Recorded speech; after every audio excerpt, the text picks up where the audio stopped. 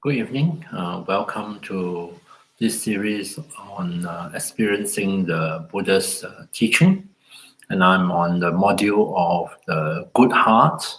So previously I thought I only have 4 sessions, but actually I have 5. So today, give me yet another opportunity. Good evening, Craig.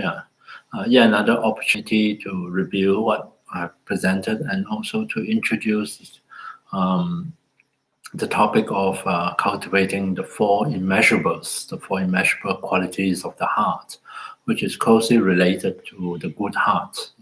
So let me just briefly sort of recap what I have covered in this module. This module on the good heart is presenting this so-called good heart in this context of the Buddha's teaching, especially the teaching related to what we call Mahayana Buddhism. Is referring to a particular attitude of the heart called Bodhichitta in Sanskrit. Bodhi means awakening or enlightenment. Chitta means mind or heart, the mind of enlightenment or sometimes the mind of awakening. It's really the mind that aspires to achieve enlightenment, to achieve a state of awakening in order to be of benefit to all sentient beings, in order to be able to help to all sentient beings, especially and particularly in the area of freeing them from suffering and the causes of suffering. So the very nature of the good heart of Bodhichitta is the quality, the twofold quality of loving kindness and compassion, which we all possess. It's a natural qualities that all of us have. It's just a matter of getting in touch with them, allowing them to manifest in our life, and encouraging those qualities to grow, to manifest in our actions, in our choices, in our speech, and as the strength of loving kindness and compassion grow, naturally we extend it towards not only for ourselves but also towards those closest to us. And gradually we'll find that we're able to expand the scope of concern. And in this case, or in the case of Bodhichitta, it is quite remarkable to think that we can extend it to include all sentient beings. Sentient beings, in a simple way, are all living beings who are equipped with consciousness, who are able to feel pain and pleasure. And so therefore, there's a common characteristics, at least from the Buddhist teaching, that all sentient beings share in the same innate wish to be happy and to not suffer. Just as I, myself, and every other human beings, we are equal in that sense, that we naturally want to be happy, and we would also don't want to experience suffering or pain. So that fundamental wish or desire motivate us to act. And of course, we differ a lot in terms of how we define happiness or what we find to be conditions or causes of happiness, and likewise with suffering. And we also differ a lot in the methods, the means, the way we go about securing happiness or avoiding suffering. So definitely there's lots and lots of differences among human beings or among sentient beings, so to speak. But nonetheless, we are equal in that all those different activities and choices and so on and so forth all stem from the very same wish deep within us to be happy and to not suffer. And this is something that we can, so what I want to say is the good heart or Bodhichitta is primarily, cultivating loving kindness and compassion.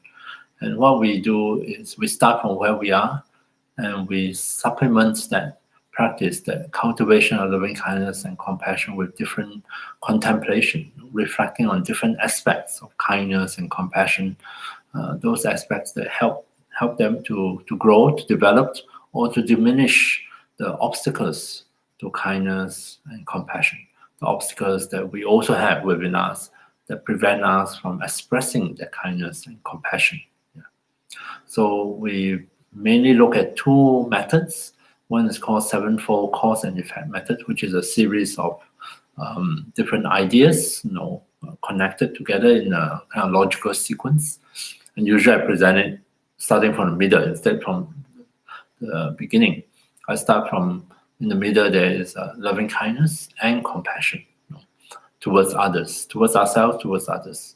And then looking backwards, what are the causes and conditions that promote such loving kindness and compassion, especially in our relationship with others? And I highlight there are three conditions. The first one is the relatedness, the fact that we are able to relate to this other person. We feel related as opposed to unrelated. We feel that somehow this person is, in a way, I can connect with that person, as opposed to feeling this person is like a complete alien and outsiders. So relatedness is one of the important preconditions for us to make it easy for us to express kindness and compassion. And on top of the feeling of closeness or relatedness, then there is also the awareness of the mutual interaction between me and this person, the giving and receiving in a positive sense, the receiving of kindness, act of kindness from this person, and me repaying that kindness. So the mutual interactions really help, or reciprocal interaction really helps to bring us closer together. So not only do I feel this person is someone that I can relate to, but I actually have a closer bond to this person. And out of this precondition, these three preconditions, it becomes very easy for us to find the quality of kindness and compassion for this person. It's almost natural that we wish to express kindness and compassion towards someone that we are in this way related to, and we have all this interaction with. Yeah. And looking on the other end, our kindness and compassion that lead us to have a sense of genuine concern for the welfare of this person. Sometimes to the extent that we feel that we want to do something for that person, to take on a certain kind of responsibility to be of benefit to this person that we care so much about, that we feel love and compassion towards.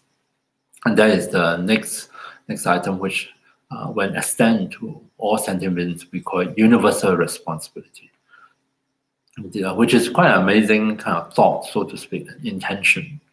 The intention that I myself will do what I can to be of benefit to all sentiments, to help sentiments find happiness and causes of happiness, and to free them from suffering and the causes of suffering.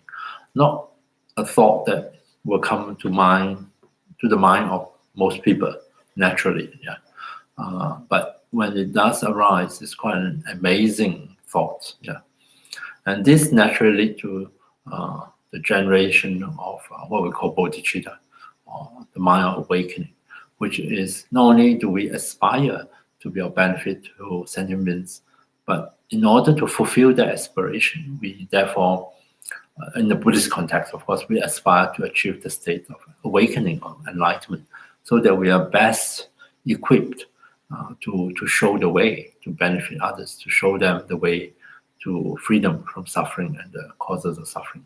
So there's the sevenfold cause and effect method. I also presented another method called equalizing and exchanging self with others, starting with the idea of how can I equalize myself with others, as at the moment self and others are not equal. In my own consideration, the self is infinitely more important or precious than any of the others.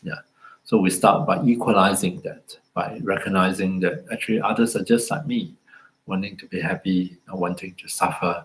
On that level, there is no difference between myself and others. We are just equal in that innate wish and desire.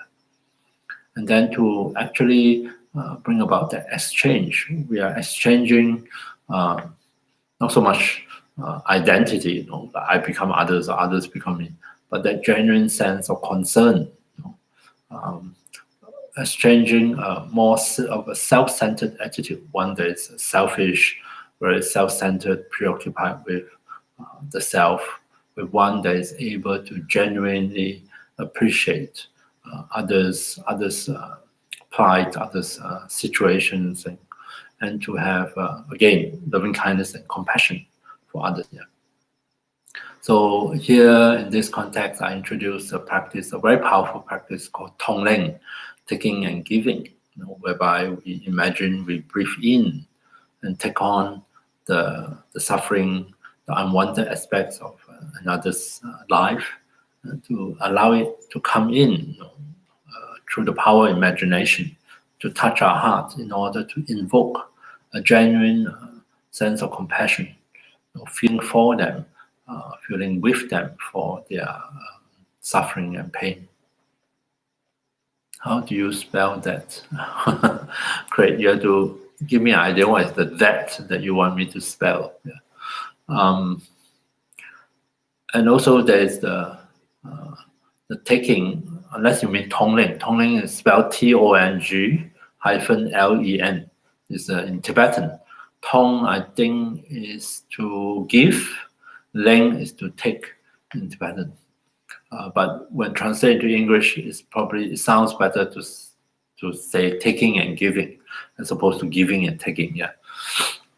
The giving part is the breathing out to share what we would normally hoard or try to hold or keep for ourselves. Anything that is positive, symbolically, of course, to share it with others, to breathe it out in the form of light, and to extend it towards someone else, to share our happiness, our resources, so that others can also find happiness. Yeah. So that is just a very brief review of what I have touched upon.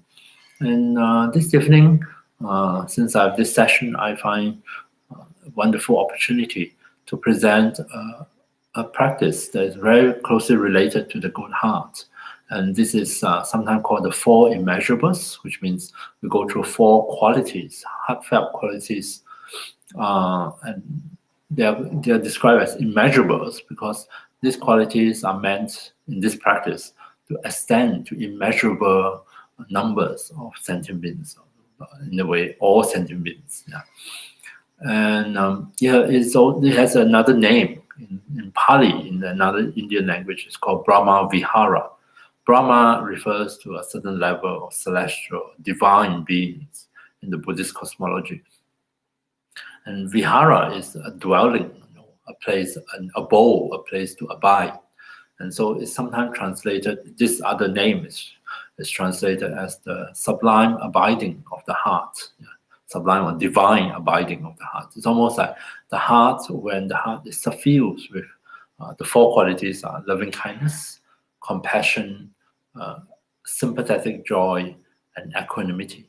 If the heart is suffused by any one of them, any one of these wonderful qualities, then it's almost as if we are dwelling in heaven, so to speak, in the divine abiding of the heart. Yeah, there are wonderful qualities, these four of them, and as a group, they really mutually support one another. And if there's an opportunity, it's really good to spend some time meditating on them, cultivate, and even get to know them, get to identify these qualities in our own experience, and to encourage them to grow. I have the good fortune of when I did a long solitary retreat of 4 months, I spent probably more than a month on the Four Immeasurables. Yeah. And it's really wonderful to have this opportunity to dwell into them and to really explore these qualities in the context of meditation. I learned a lot about myself. Not necessarily that I have all these qualities. I learned that I get quite bored meditating on loving kindness. Loving kindness can be quite boring and also how important it is to not only to have kindness towards others, but also to have kindness towards ourselves, and that makes a big difference. Yeah. So I would like to take this opportunity in this session to just go through them, maybe describe them a bit, and then we won't be able to meditate on all four of them, but I will just pick one of them later on and see which one. Yeah. So let's and sometimes, or not sometimes, quite often in Tibetan Buddhist context, we have a prayer called the prayer of the Four Immeasurables, where we actually express these four attitudes. So it goes something like, may all sentient beings have happiness and the causes of happiness. May all sentient beings be free from suffering and the causes of suffering. May all sentient beings be separated from the happiness that is without suffering. And may all sentient beings abide in equanimity, free of attachment and aversion for those close and distant. Right, so let me just explain a little bit what they are. So these prayers, in a very succinct way, sort of define these four qualities. So loving kindness, the first one, is this heartfelt wish or intention, this quality of the mind, whereby we have this genuine wish for others, also for ourselves, to be happy, to have happiness, to be able to enjoy happiness, as well as the causes of happiness. I have to say that having thought about this, these four qualities in the Buddhist context, although quite often in English we call them feelings, loving feelings, compassionate feelings. Technically, when in Buddhist psychology, when they categorize the different qualities of the mind, these four qualities are not grouped under feelings. Not grouped under the feelings, the category of pleasant feelings, unpleasant feelings. They're not grouped under feelings. They're grouped under another category called sankhara in Sanskrit. The translation term for this that I like is called volitional formation. Volitional means has something to do with volition, with intention. Formation is to say that these qualities has a power to form or make or to create things. Yeah.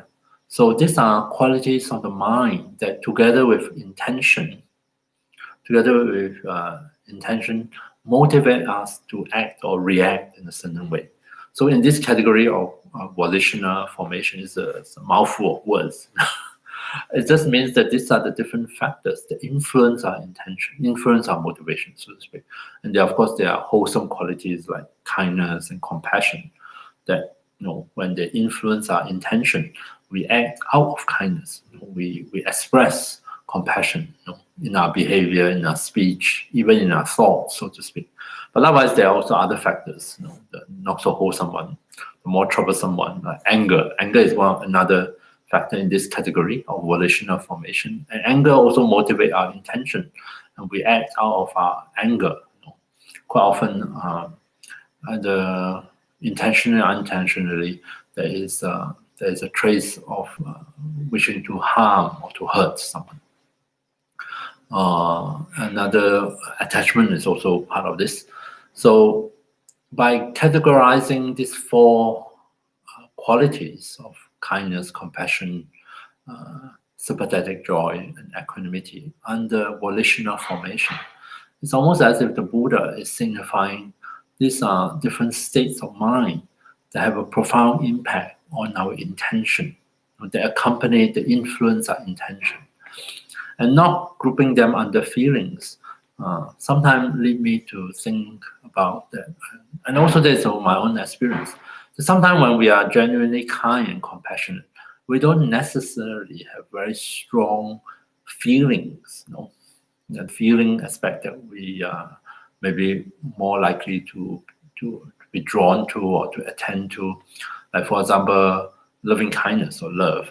We tend to have a certain image in our mind that we ought to feel this warm, fuzzy, nice feelings that we associate with love, especially with romantic love. Yeah. But whereas in real life, in reality, a lot of times we act our love for someone that we care and we really, really care for.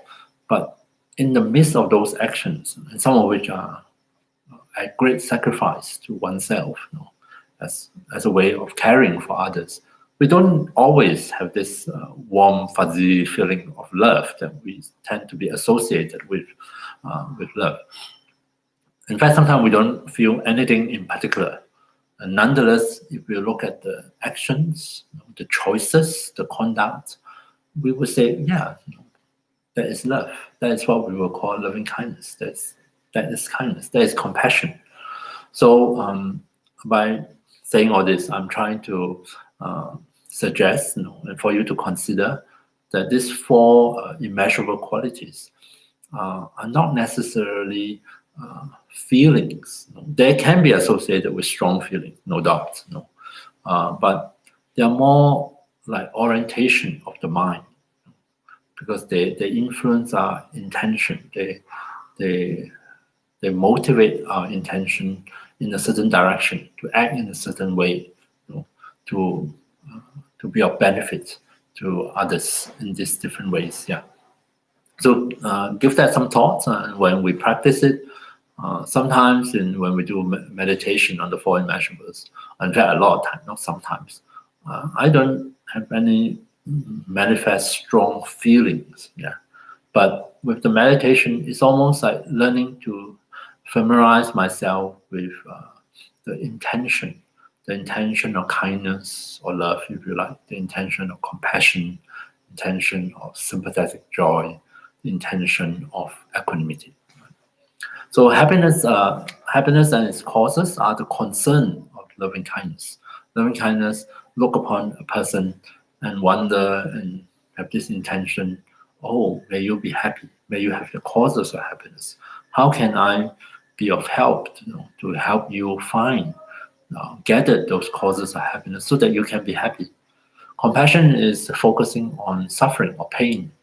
Look upon another person and say, oh, I can feel your suffering, feel your pain. How can I help you to be free from that suffering, to be free from that pain, and to be free from the causes and conditions that contribute to that suffering? So in this definition, of course, we can define the terms differently. Loving kindness or metta in Pali, which actually has the meaning of friendliness. So it's not love in our most usual romantic sense, but it's love in the sense of genuine kindness and concern. It's really loving kindness is very much to do with happiness and the causes of happiness. Compassion is very much to do with suffering and the causes of suffering. And the third one, sympathetic joy, or sometimes appreciative joy, sometimes we can even call it rejoicing, has to do with this genuine wish that may others not be separate from their happiness. The prayer actually says, may others not be separated from the supreme happiness that is without suffering.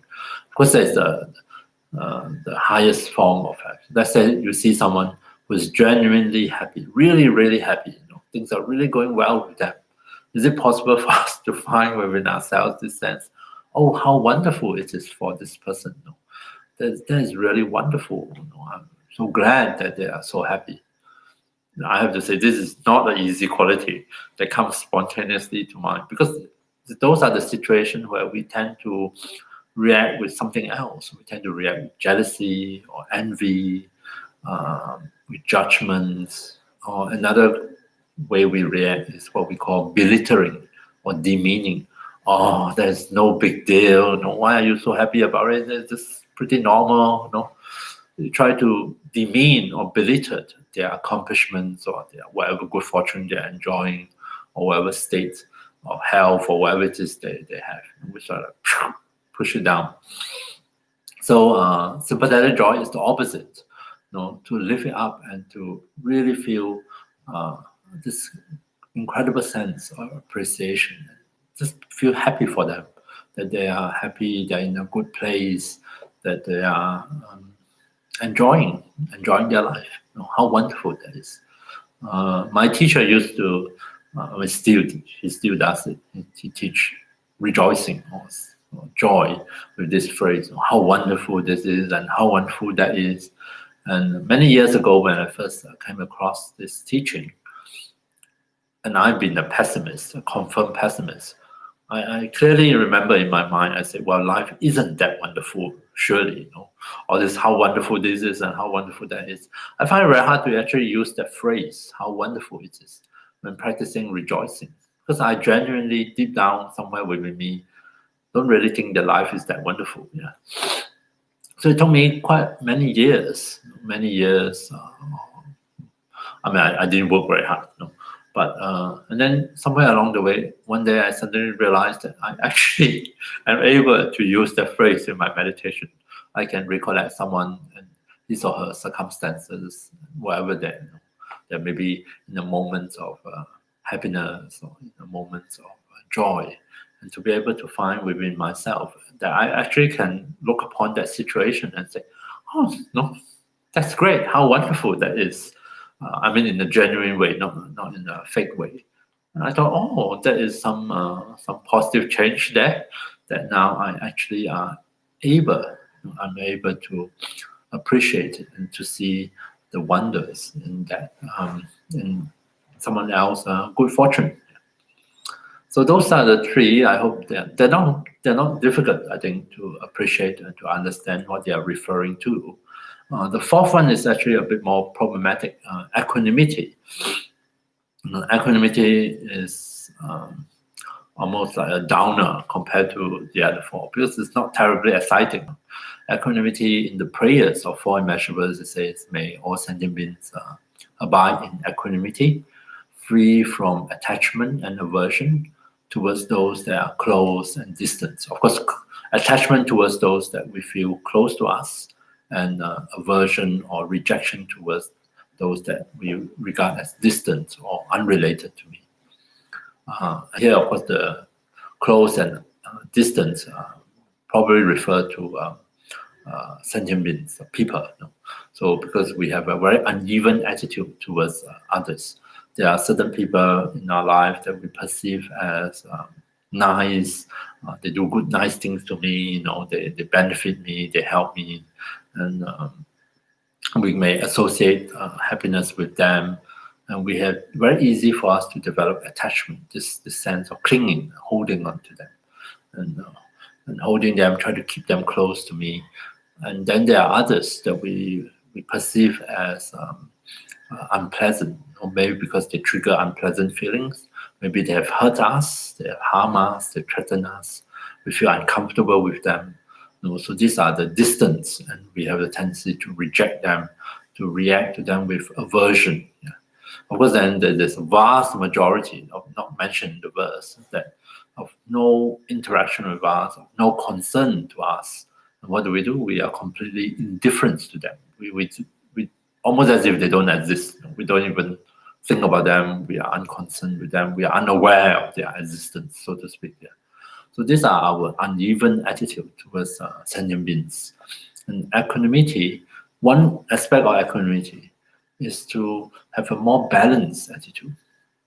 Of course, with equanimity, it doesn't mean that we can't tell a friend from an enemy, or we cannot tell, we mix up a friend, a stranger, an enemy.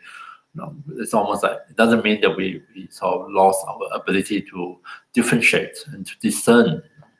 We cannot tell who has helped me and is helpful to me, who has the intention to harm me or to cheat me, and who has absolutely no interest in me. So it doesn't mean that.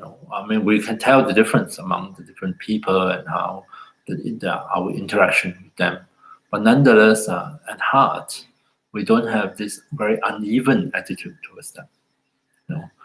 We are able to have a more balanced, not necessarily absolutely equal, but a more balanced attitude. More balanced in the sense that we do not have this clinging strong attachment towards one group, nor do we have this strong aversion and rejection to others, and nor do we have this kind of indifference and unconcern towards the vast majority of people. So it's the absence of these three different unbalanced attitude of attachment, aversion, and indifference that qualify equanimity. So it is difficult to imagine what it is like, but so just take it for the moment. Just remember this: equanimity. There is equanimity towards other sentiments, other people. But equanimity can also be a quality expressed towards different happenings in our life, different experiences to come to us in our life. There are pleasant experiences, the unpleasant experiences, neutral experiences. And equanimity in that context, again, refer to a balanced state of mind in which when encountering something really pleasant, we don't get attached to it, we don't get overexcited about it. When encountering something painful, no, we are not to, we don't develop strong aversions or fear towards the pain, the unpleasantness, and towards neutral experience, we do not like to sort of switch off. Yeah, we are able to sustain a more balanced, mindful attention towards all these different ever-changing experiences in our life. So that is another aspect of equanimity. Yeah. All right, so this is just a very brief description of the four immeasurables, the four immeasurable qualities of the heart. As the name implied, we work on extending the scope of each of these qualities. We start from the self, so it's important to include the self. Self is just as worthy as anyone else as a recipient of kindness, of compassion, of joy, and equanimity. And then we extend it to include others, starting with those closest to us, and then progressively expanding the scope until we, at least on a sort of abstract level, we have this wish, this intention to include all sentiments. Some people find cultivating loving kindness and compassion. This is an interesting thing. Recently I read about this. Some people find my usual technique is to start from individuals, start from myself, then someone in my family or among my close friends, and then progressively, one by one, go through the people that are closest to me, and then going beyond that to an acquaintance, someone that I don't know so well, and maybe also eventually tackling people that I dislike, that has hurt me or harmed me. So it's like one person to one person. There are another way of cultivating loving kindness and compassion, which does not focus on individual. Instead, imagine extending the quality of loving kindness, to cover all sentiments. Or sometimes we start off by dividing up, all sentiments into different sections, so to speak. You can do it via the directions. May all sentiments in the east, may they be happy, may they have causes of happiness. And the south, the west, the north, above me, below me. It's sort of like a kind of extending loving kindness en masse to, and I read that someone find this so much easier for them to cultivate or to get in touch with the qualities of kindness and compassion through this method, as opposed to individually identifying the person and then focusing on each person. So that is a very interesting observation, and maybe that's true for some of you as well. And so there are these two of cultivating loving kindness and compassion. Of course, the aim eventually is to be able to expand the scope of concern to include more and more sentient beings, and to not exclude anyone if possible. Okay, so that is quite a long explanation, but I thought it might be good to do meditation, and we're going to meditate on equanimity, right? Precisely because it's actually quite hard to figure out what exactly is this equanimity, this quality of equanimity within our own heart, in our own experience. So not to worry. I think it's good to just explore it. And, as we practice more, as we have different encounters, different experiences, we slowly start to form our own understanding of this heartfelt quality, which we do have. And the method of cultivating equanimity, the one that I use, it's a strange one, but I repeat a phrase, as you most probably will guess, And the phrasing is a bit strange, and I think it's good to explain it a bit before we do the practice. I repeat a kind of verse, so to speak. It goes something like this: we are the owners of our actions. Our happiness and unhappiness depend on our actions, not merely on my wishes, our wishes for ourselves. So this is the most general form. We are the owners of our actions. What's this point to karma, the teaching of karma? We are the owners of our actions. So we act, and our actions, in a sense, we own those actions because our actions are a way of trying to shape our experiences, and also, in turns, our actions bring consequences upon us, bring about certain effect or result. Whether those effects and result are what we want or what we wish, that is a different thing. That depends on the conditions. Yeah, we are the owners of our actions. Our happiness and unhappiness depend on our actions. Our actions here include choices as well.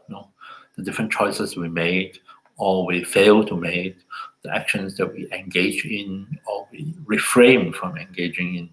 All this have a very powerful impact on our experience of happiness and unhappiness. Yeah. It's actually a very positive statement. It almost like proclaiming that as far as in the matter of happiness and unhappiness, we actually have quite a bit of say in it. Through the way we act, through the choices we make, we are able to greatly influence our experience of happiness and unhappiness. We don't have absolute control, though. That is not what is implied in this verse. But the verse is to remind us that we have certain power with us. We can influence to quite an extent our experiences or how we relate to our experiences, how we respond to things happening in our life through our choices, through our actions. So our happiness and unhappiness depend on our actions, not merely on our wishes for ourselves. So not merely on our wishes. So of course, wishes are powerful, desires are powerful, and they do have an impact, but not merely. So it's not enough to merely wish. We also need to follow through with that wish and intention with the appropriate actions and choices in order to assemble the conditions needed for us to be happy or to be free from suffering. Now, why the cultivation of equanimity involves such a complicated verse, that point our attention back to our actions and choices? Because by pointing our attention back to our choices, our actions, our reactions, how we relate to things, how we react to things, is highlighting to us that we are able to relate to all the different changes in our life. The different changes that come to us, that happen to us, changes in experiences, pleasant, unpleasant, neutral, changes in relationship, being close to someone, being distant to another, being indifferent to others. How relationship change, experiences change, but we are not helpless and powerless. It point our attention to the power we have, the power to make choices, the power to act in a certain way or to refrain from acting in a certain way. And it is through those actions that we are able to shape our future. We are able to create the conditions for happiness and to prevent or avoid the conditions for suffering. And it is through affirming that kind of power within us, the power of choice, the power of actions, that we find that our mind can come back and rest in balance, in a state of balance, in a state of clarity, so that we are able to see the situation clearly and able to respond to it from this place of a balanced mind, an equanimous mind, so to speak. It's a very powerful state of mind. It's a mind that is not easily swayed and disturbed by the happenings and not overwhelmed by our feelings and reactions. Yeah, so of course the word actions is a translation of the Sanskrit word karma. But I prefer the word actions because when you talk about karma, then the mind tend to go a bit more mystical. Karma is always mysterious and so on and so forth. They're always looking back into their past lives and trying to explain everything from the past life that they don't remember. Yeah. But instead, I think the karma teaching of the Buddha is not backward looking. Instead, it's forward looking. It's like saying, okay, regardless what had happened in the past, in this moment and the next moment and the next moment, what are my choices? What are my actions? Am I still choose to behave in the same old way, or do I choose to act differently? And if I act differently, then I'm creating a different set of causes and conditions, and therefore that will have a real impact on my future. And I personally find this verse, on first encounter, it's odd and strange. We need to sort of turn it around in our mind, but it has the effect that is intended. It helps to calm my mind, bring my mind back to a state of balance, in which I am compelled to reflect. First of all, I reflect on what the hell is the meaning of this verse, but likewise, we reflect on the situation we find ourselves in. What is happening here? Why am I reacting in this way? Where is all these feelings coming from? And what is the best way? What is the most appropriate choice to make in this situation? What is the best way to relate to all these happenings and feelings, and act in such a way that would enable me, to move towards happiness and away from suffering. So the verse precisely help us to come to a place of equanimity within ourselves. And it's very interesting, and I will allow you to explore it. Saying the verse to oneself in relation to one's conditions, which is we are the owners of our actions. My happiness and unhappiness depend on my actions, not merely on my wishes for myself. This has quite an impact on me because I'm usually lazy. I'm sort of lazing around and I complain and I grumble about this and that about my situation in life. But when I hear myself say, my happiness and unhappiness depend on my actions, not merely on my wishes for myself. I say, oh, maybe I've been spending a bit too much time in complaining and grumbling and going over and over again, and I'm not spending enough energy and attention on my own actions, my own choices. What have I been doing to promote my own happiness or to help me be free from an unhappy situation? So that helped my mind to come back to a state of balance and equanimity in relation to my own situation. And it's also very interesting when we say it towards others. We bring someone to mind and we say, we are the owners of our actions. Your happiness and happiness depend on your actions, not merely on my wishes for you. It depends on how you say it. You should notice the tone of voice. Yeah, it's quite an interesting thing, especially when we say it towards someone really close to us in our family, someone that we care a lot about, but nonetheless is involved in very unfortunate circumstances, really suffering, or their behaviors are unhelpful, contribute to their suffering.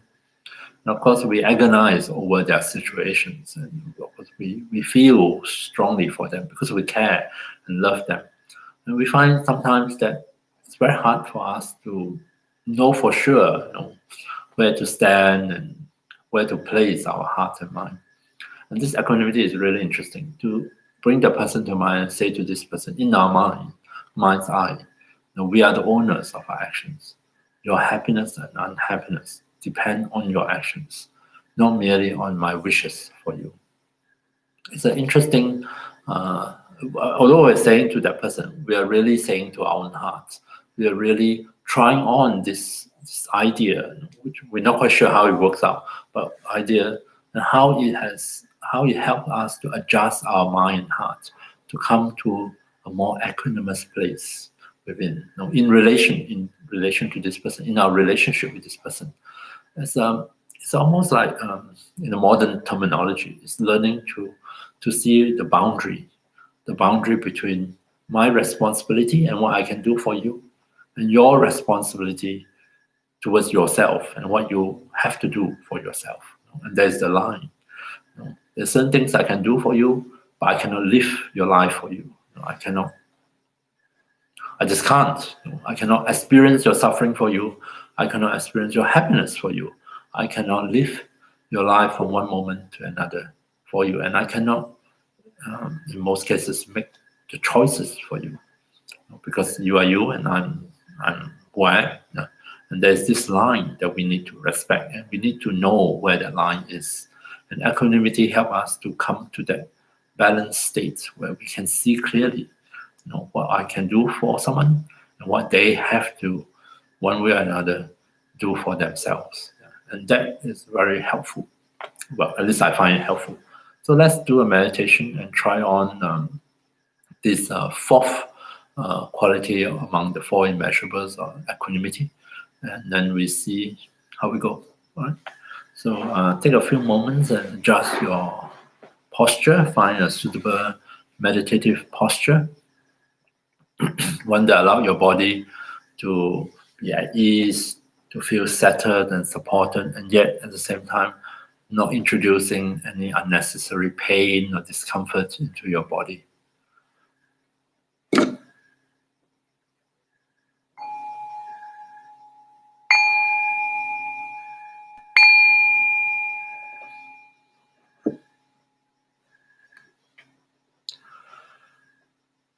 So let's briefly attend to the posture we have adopted. We allow the body some time to adjust itself, to become comfortable in this meditation posture. Take care that the back is at ease in the meditation posture, that the posture does not introduce unnecessary tension in any part of the back or the spine. Rest our hands and arms on some physical support so that we don't have to tense up our muscles to hold up the weight of the arms. Feel free to close the eyes completely or leave them open, whichever works best for you. So as usual, I will invite you to notice and become aware of the sensations coming through from beneath us, sensations coming through the points of contact between our body and our seat, our body and the ground. This is really about grounding the body, allowing the body to feel and be reassured that it is well supported on a surface that feels solid, firm, and stable. And the whole body is able to rest in balance and safety in this posture. And I like to think that being reassured in this way, our body will naturally start to loosen up. The body would recognize it and realize that it does not have to be so tight, so tense, so contracted. And therefore, it would start to let go of some of those tensions and contractions. And given time, the body may actually be able to settle down really comfortably in this posture.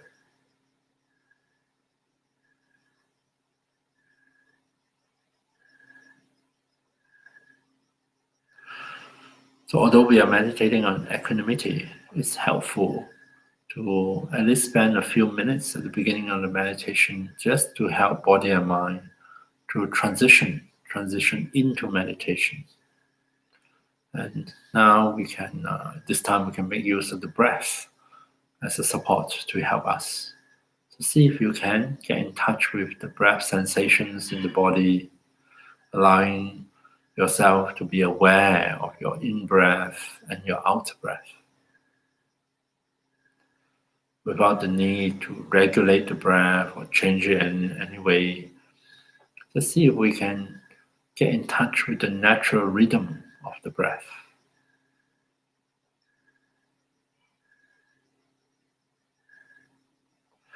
Noticing breath sensations in the many different parts of the body. Give special attention to our natural out breath. Breathing out, see if we can tune into that sense of release that comes along with it. When the muscles of the diaphragm and the chest relax, allowing the air to flow out. So breathing out is a movement of release. We can take this opportunity to persuade the body to release unnecessary tension and tightenings, to persuade the mind to release and put aside thoughts or concerns or images that are not related to the meditation.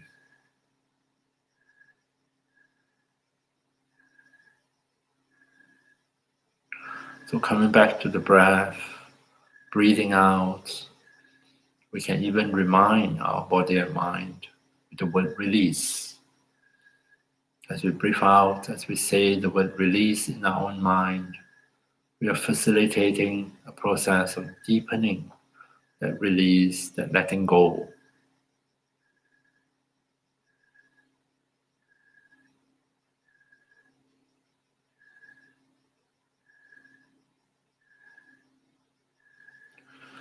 So returning our attention to the breath sensations, if we do get distracted. On the out breath, as we say the word release, see if we can allow the body to unwind, to loosen up, to put aside tensions that are not needed. Breathing out, our mind can take this opportunity to put aside the various different thoughts or images preoccupying the mind.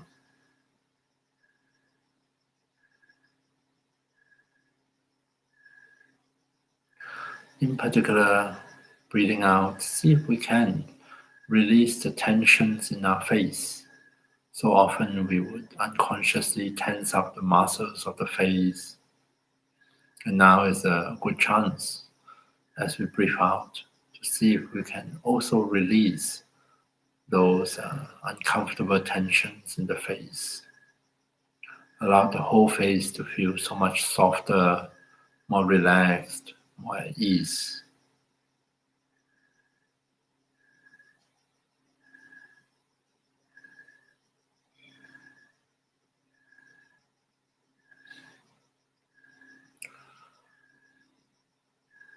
And then shifting our focus away from the breath, although you are most welcome at any point during the meditation to come back to the breath. We're going to begin the meditation on equanimity.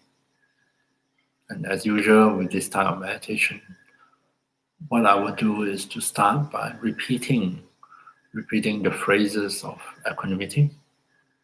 So feel free to use the words that I suggest. Of course, you are most welcome to change the wording, to play around with the words, to find something more suitable for your mind. So I will say to myself, we are the owners of our actions. My happiness and unhappiness depend on my actions, not merely on my wishes for myself. So I'll repeat slowly. We are the owners of our actions. My happiness and unhappiness depend on my actions, not merely on my wishes for myself. And once more, we are the owners of our actions. My happiness and unhappiness depend on my actions, not merely on my wishes for myself. So feel free to explore the meaning of the phrase, of the verse. I invite you to say the verse and allow the mind to ponder on its meaning, its implications for you. But more importantly, as you say the verse, allow it to reach down and touch our heart, to stir up the heart, to invite something to come forth from within us, not only from the head, but also from the heart. We are the owners of our actions. My happiness and unhappiness depend on my actions, not merely on my wishes for myself.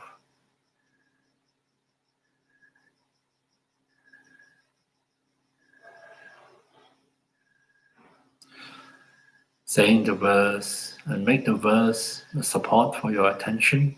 Come back to it periodically, repeat the verse to yourself in your own mind. And just allow yourself to explore it in your own way. Allow the words to trigger some ideas, images, feelings, and contemplate them. See if you can, with the help of the verse, find your way to the inner attitude of equanimity.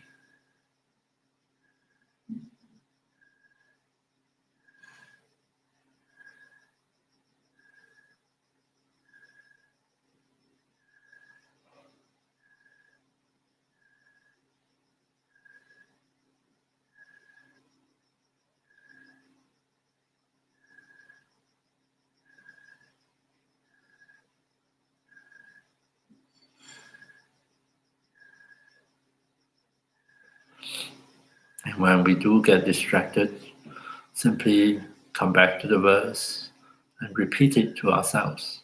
We are the owners of our actions. My happiness and unhappiness depend on my actions and not merely on my wishes for myself.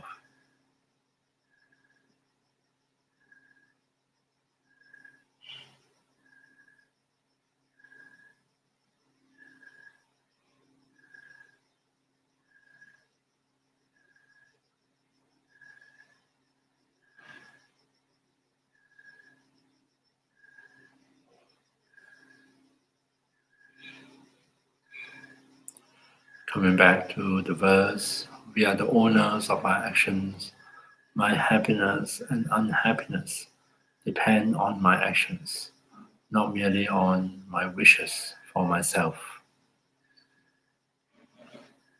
By affirming the power of our actions, of our choices, of our behavior, we are also affirming our ability to relate to the changing circumstances of our life, that we are able to assemble the causes of happiness and to prevent or to dispel the causes of suffering.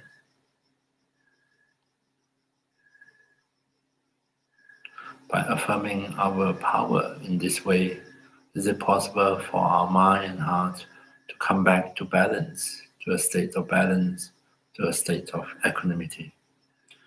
We are the owners of our actions. My happiness and unhappiness depend on my actions and not merely on my wishes for myself.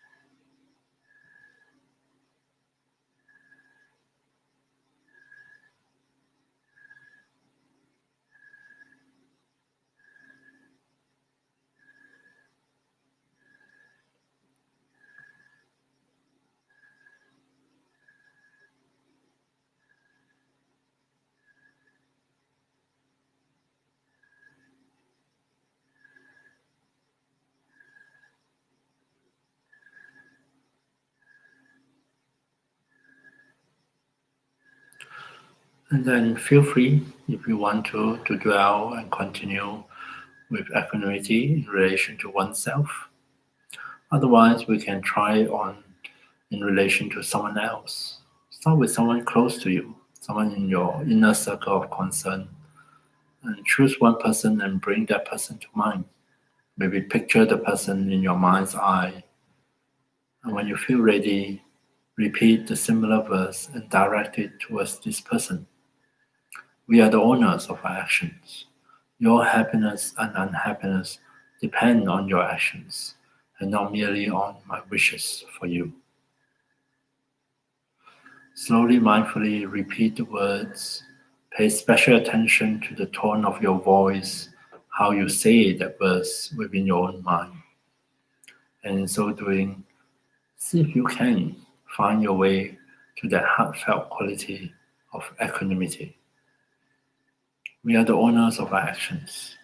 Your happiness and unhappiness depend on your actions and not merely on my wishes for you.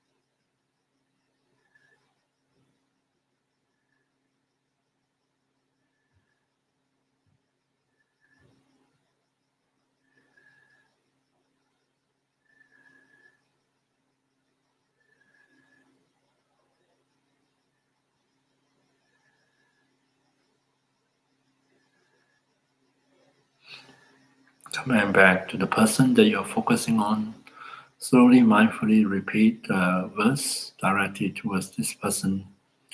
We are the owners of our actions. Your happiness and unhappiness depend on your actions and not merely on my wishes for you.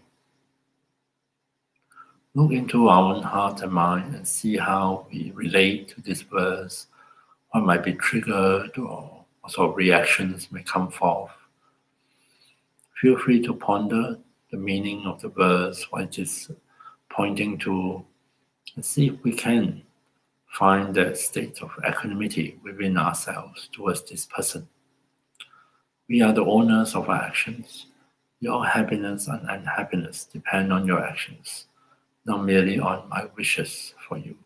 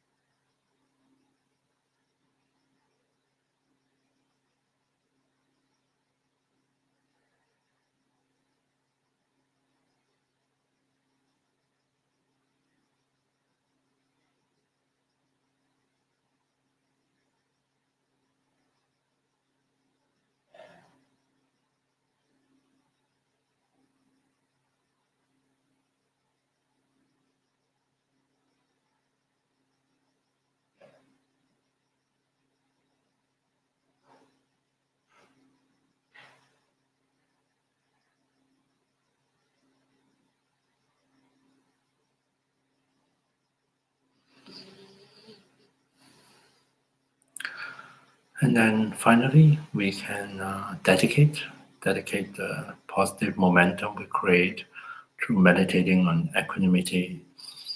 We can dedicated towards the fulfillment of our wishes and aspirations. In particular, we can dedicate it towards the development of immeasurable equanimity within ourselves. So we'll be able to be in touch and be able to grow this quality of equanimity, this balanced state of mind that really free us from attachment and aversion and allow us to be able to relate to self and others from that state of balance.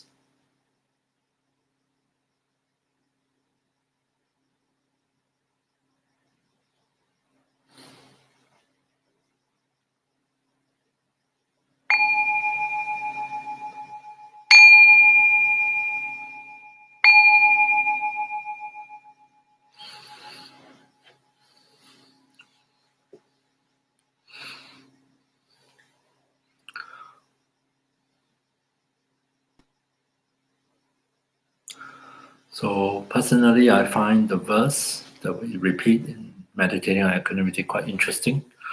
Different times, coming back to the same verse, I have different appreciation of its different implications and meaning, and that allowed me to reflect on my own understanding of equanimity, what exactly it means, what is it referring to. So it's more of an ongoing exploration within ourselves. There's also another reason why it's good to talk about the four immeasurables together in the context of cultivating the good heart, because the four qualities actually help to balance one another and help to support one another. So by touching on all four of them and to be aware of them and even to cultivate them really help us to get in touch and develop these wonderful qualities within ourselves. So let me explain a little bit. With loving kindness, loving kindness focus on genuinely wishing with this intention that self or others be happy. And sometimes I don't mean that it's necessarily true for genuine loving kindness, but as we are cultivating and developing this quality of loving kindness, we may have a tendency to emphasize too much on, focus too much on the positive. And sometimes in this modern era, there's a lot of emphasis on positive thinking, on optimism. And so we may persistently only look at the happiness aspect of the person's life. But of course, that is too one-sided because, of course, we experience good time, happiness, pleasant feelings. But then there are also occasions where we encounter the opposite, unpleasantness, suffering, really difficult situations. So compassion helps to balance out our loving kindness so that we are not only able to engage the positive sides of the person, the positive experiences, the happiness, the pleasant experiences, but we are also equipped to relate to this person in relation to or in the occasion where they are suffering, where they're in pain, they're going through difficult times. Because otherwise you may find that this funny phenomenon, not funny, strange phenomenon where if someone is happy, things are going well, we are very loving and kind, but when they're in trouble or when they're going through a really difficult time, really painful, difficult time, we may not know how to relate to this person in that situation. And sometimes if they are suffering, trigger something within us, we might decide to run away, keep a distance from this person because encounter with this person may stir up unpleasant feeling within ourselves and we don't know what to do with it. Therefore, we might avoid the person, which is very unfortunate, So especially since we love and we care about someone, we will also hopefully be able to be with them when they're going through a hard time. So compassion really helps to balance up kindness or love so that we are able to relate to both the pleasant and the unpleasant aspects and experiences of someone, including ourselves. But prolonged encounter with pain or suffering or unpleasantness has a tendency to make us feel overwhelmed. We are overwhelmed by the extent of suffering and pain. We might fall into, instead of responding with compassion, we may sort of fall into despair, desperation, or feeling hopeless, which is very common when we find the suffering is overwhelming, or the problem is like it's so huge and I don't know how to tackle it, what to do about it, and all the difficulties we find ourselves in relation to someone else is just too big to even think about. So this feeling of being overwhelmed or overtaken by despair or negative thoughts and hopelessness, which is of course not compassion, but might arise instead of compassion when we encounter suffering situation. And then this is also helpful to balance that up with sympathetic joy. Sympathetic joy shift our attention out of that sense of despair, to remind us that yes, there's suffering, there's happiness, there's suffering. There are also many occasions in life, even actually in the life of this person who is going through a hard time, that is worthy of rejoicing and appreciate. Because otherwise you might think of this person as like they are 24/7, every moment they are suffering, they're in pain, which usually isn't true. Maybe it's really difficult times, but our experiences changes. It's not constant. So we will have moments where yes, it's really tough. We have a lot of unpleasant feelings. Then there will be a lot of moments where we just neutral feeling, nothing much is happening, or we just dullly go about the business of life. And there may be on rare occasions also, even in the midst of a very stressful situation, moments of joy or happiness or lightness, especially if they're watching a comedy or something like that and they really got into it and they have a good time. So we naturally do different things to adjust our experiences, to try to keep things in balance, not to overwhelm ourselves. So likewise, when we consider another person's situation, when we feel overwhelmed by the negative aspects, then we can also appreciate that there are positive aspects in their life, if not in the present, at least in the past, or in terms of potential.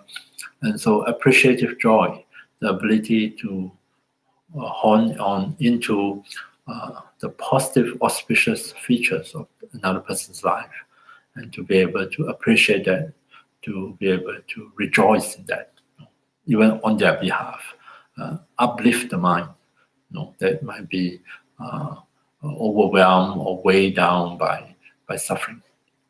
So that's how joy can balance up compassion, of our awareness of suffering.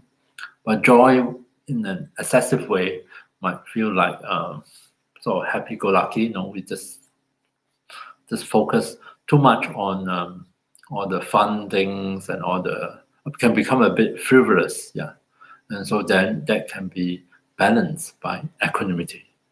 Equanimity that allows us to see a person's life and experiences in a more balanced way. There will be a mixture of pleasantness, unpleasantness, and neutral moments, good qualities, bad qualities, and also a lot of neutral qualities.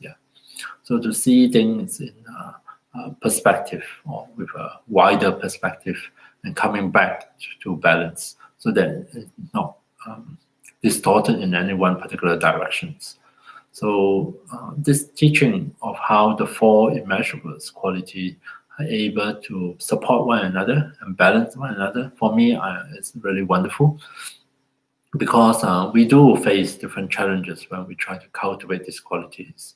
And so having this teaching of how we at different times is suitable for us to focus on different qualities, to nurture different qualities.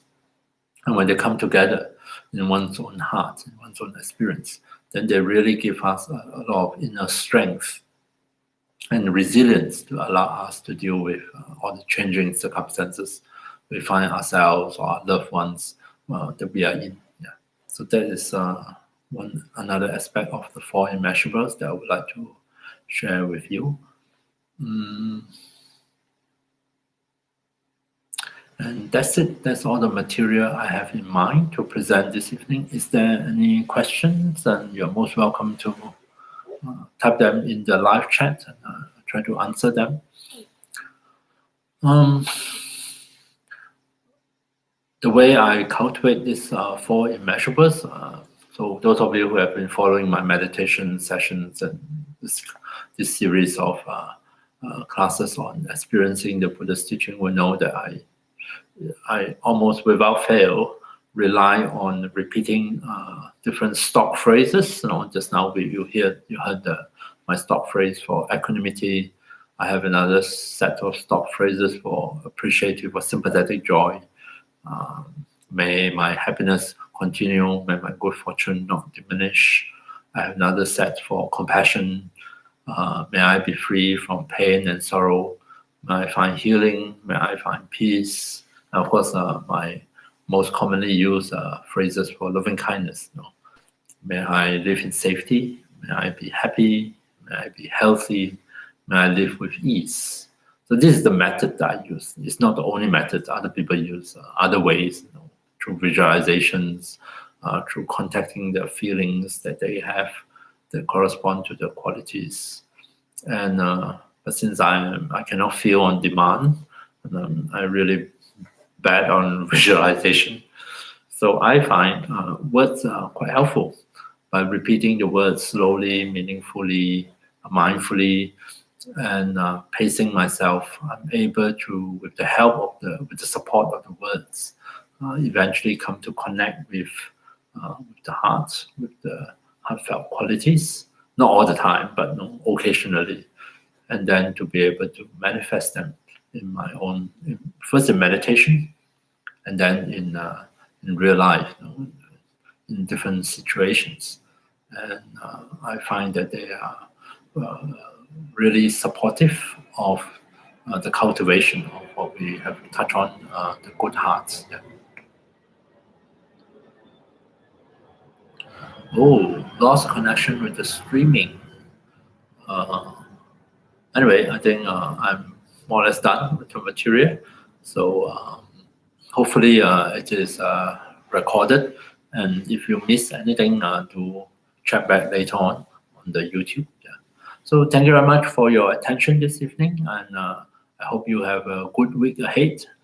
Next week, I will start on a new module. I think it's called The Way of the Bodhisattva, where we look at how we carry the good hearts, this altruistic intention, further in our practice. Yeah. And till then, take care and good night.